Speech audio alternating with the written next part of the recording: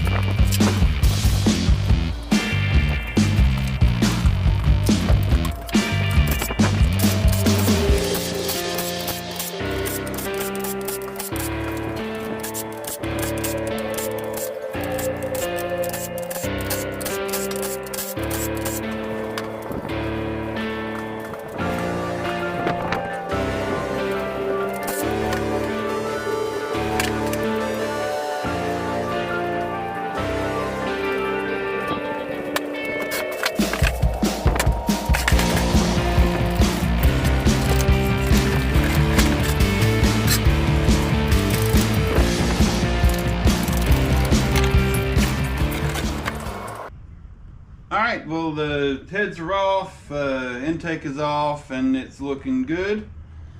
There is some light surface rust appearing on a couple of the cylinders. Probably those are the ones that were exposed to the air, either through the intake or through the exhaust.